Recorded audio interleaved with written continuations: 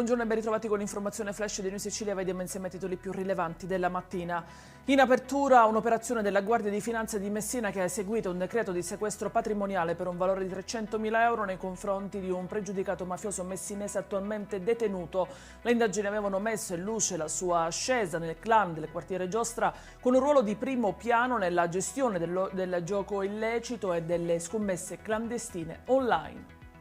Si è spento al Policlinico di Messina invece il bambino di 8 anni, Nicodemo, rimasto ferito insieme al fratello gemello e un altro più grande di 13 anni a seguito del crollo di un muro avvenuto ieri a Gioia Tauro. Il bambino era giunto al nosocomio messinese di soccorso e aveva riportato delle fratture e alcune lesioni interne. Una maxi operazione antidroga nel quartiere San Cristoforo di Catania, dove la Polizia di Stato ha scoperto un vero e proprio deposito di marijuana nascosto all'interno di un garage. L'intervento ha portato all'arresto di un catanese di 45 anni trovato nella disponibilità di 30 kg di marijuana dal valore di 300.000 euro.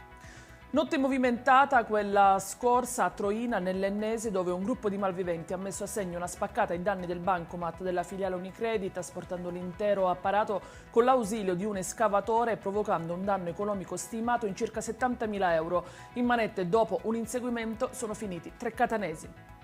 In chiusura la segnalazione di Giovanni Lo Schiavo, segretario provinciale della CISAL Catania, in merito alla questione dei piani di eliminazione delle barriere architettoniche.